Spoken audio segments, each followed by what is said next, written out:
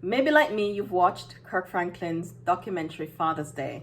I watched it about a week ago, but didn't have time to have this conversation.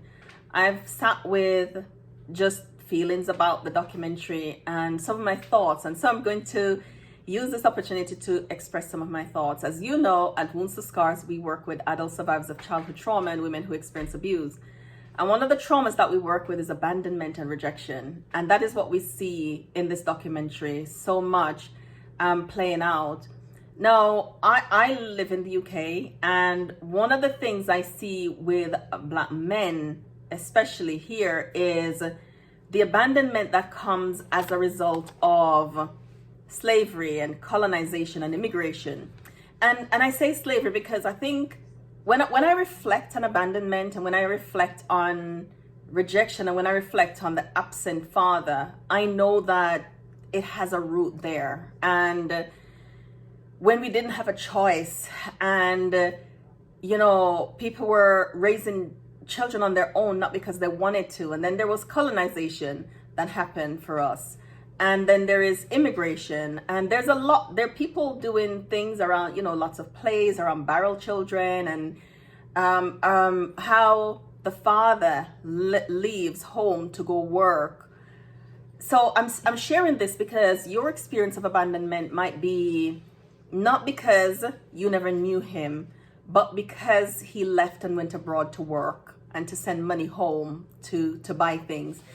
And I get to speak to men who the abandonment is it falls in this category, but they don't see it as abandonment, or some do and really struggle with understanding how to be present and to be a father that is going to be present and available, and how to be men that is going to be present and available, breaking a cycle of brokenness that exists in our community. And I think and that's why I love the documentary, because it's an amazing way to start a conversation, to have a conversation, because his vulnerability was so beautiful. And I'm looking forward to that album because the vulnerability was so beautiful in how he talked about and show us just his process and his journey and what that was like and what's that like for him. And I really wish him all the best in just that work of building, because I know how challenging it can be. Now, I also think when I was watching it, I also thought about the men who stayed, but they weren't emotionally available. And even though they physically was there, the emotional abandonment causes the same questions. It left the same void that needed to be filled of who am I? And the same low self-esteem, the same trouble making decisions and the loss of identity, because of not having somebody who is such a pivotal person in their lives to ask questions about who they are, and to ask questions to fill that void, to ask questions that nobody else can answer, and to get answers to questions that nobody else has, or even to know the questions that they need to ask. And so if you are a man going through that, or if you're raising a son in that place, or if your husband is in that place, your partner is in that place, or somebody that's your lived experience, that's what your brother lived, and it will impact you in a different way that it impacts his brother. And that's why it's so amazing. That's why Kirk's documentary was so amazing, because men get to see another man cry, talk about what it was, talk about his therapy that he's getting, and talk about the impact of not having a father. Now, here's a man he is wealthy, he is established, everybody knows him, he does amazing work, he's known around the world, but he has some of the same impact of abandonment that anybody else has. And that's what's so amazing about this, because I'm hoping that it will get other men to acknowledge their own the impact for them, the loss for them. And if you're a mom, sometimes I talk to moms that are raising boys on their own and don't understand the behavior, and this is the reason why, this is the root cause of some of the behavior. So first I'll say heal, do the work of healing. But what does that look like? What are you going to heal? So Kirk talked about his therapist. Healing means having somebody who is going to help you to walk that journey, having somebody who can help you to frame it and to process it so you can begin to heal from it. Now, his openness and honesty, I'm sure is going to make his work, this album, beautiful. So some of the things that needs to heal is abandonment and rejection, how it plays out in attachment, how it plays out in our relational patterns, how it impacts how we communicate, whether or not we can communicate, and the way we communicate. Sometimes it impacts the quality of our relationships, our ability to have healthy, fulfilling relationships. Support is another thing that you will need if you're on this journey, or if you're a mom raising a son.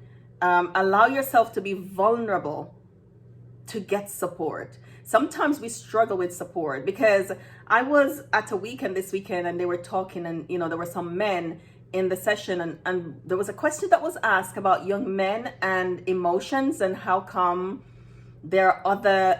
women understand and can use emotional language, but men seems to struggle. And so I said, we can all train. Lots of us didn't see it model at home, and so we can all go to learn. And so as you do your work of healing, this is something that you'll learn how to do. And look after your well-being, look after your mental health, look after it. One of the things that I get a lot that comes through when I talk to men is they were trained to provide, but oftentimes you neglect your mental health, you neglect your own well-being. And when we're not well emotionally, we're not going to be able to look after our families. We're not going to be able to be present and available. We're not going to be able to be empathetic. We won't know kindness and compassion, because if looking after your well-being means that you can be kind, you're being kind and compassionate to yourself. If you don't look after it, then your compassion for yourself, you're going to struggle with offering compassion to other people. And boundaries. Learn to set boundaries that will protect you from the people who will hurt you.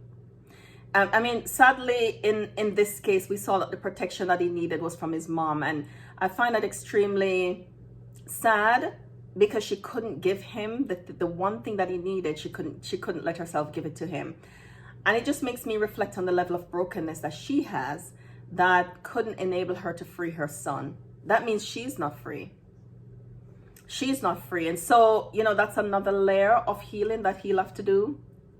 And maybe he's done it because they didn't have connection and contact for many years. And so maybe he understands it enough for himself that he knows that a boundary with her has to be a physical boundary, that I can't allow her in my life and in my space, because it's not going to be good for him to allow her in. And there's a lot of things being said. I can see the brokenness, and those who will see. And I hope that she'll come to a place where she can give him this gift. But I know that it looks like he's on his road of healing. Whether or not he gets it from her, and that's what having therapy will do. It will give you the tools to be able to manage, even if the people in your life that are important can't validate your pain. And she can't validate it for him. Maybe she understands that he's suffering, but she doesn't know that she has something that can help to end the suffering, that can help to make the suffering easier, that can help to alleviate some of the distress that he has. Maybe she doesn't know that. And, I see this sometimes in children when they're healing, that the love that the parent wants to give, they no longer want it. We don't want it on those terms. Because they've done their journey of healing, like him, they want love in a way that speaks to them. They want love that is healthier, that is wholesome. And so the love that she is offering isn't healthy and wholesome. And, I saw her hug him, and I saw her, it looks like she wanted to be in his world and in his space, but he couldn't allow it. And that might be hard for some people to see and understand, but I completely understand why he can't allow her in, because she can't give him. That means there's a level of dishonesty that will characterize the relationship that he's no longer comfortable with. Now, I know sometimes people really struggle to get to this place where they want to set a physical boundary. When you're healing, sometimes you might have to set a physical boundary. It doesn't mean unforgiveness. It doesn't mean that you're bitter. It just means that you understand where you are and that this is something that is necessary. You know, I want to end by saying, if you've not seen the documentary, really go and have a look at it. See how he allows himself to be vulnerable and the way the people around him support him. If you don't have support, sometimes your counselor, your therapist will be your only support while you're doing the healing. If you've not acknowledged the impact of abandonment on you, and you can't see how it's playing out in your life, how it affects your self-esteem, and the structures that you've put in your life to protect yourself and to soothe yourself. And the structure might look different for many people. Some people might go into addictions. An addiction is on a spectrum. Even overworking is an addiction. What we do know is not having your father in your life has an impact. And it's really important to acknowledge that impact and to see how it's playing out in your life. What does it look like for you? What does not having a father in your life look like for you? What does having a father that was physically present but not emotionally present look like for you? What are the ways your self-esteem has been impacted? What are the ways it's impacted your parenting? How has it affected your mental health? What kind of support do you need? And where can you get that support? At Wounds to Scars, we have a range of support that we can offer. I'm going to put our website below this video. I want to encourage you to reach out for support. Get a place, a safe space that you can do your own work, your own externalizing, your own healing. I want to thank Kirk for doing the video that he did. And I know you may never see this, but I believe that it will be a gateway to open the door for a lot of other men to acknowledge, and women, to acknowledge their abandonment and the impact that it's had on their lives. And that's a good thing.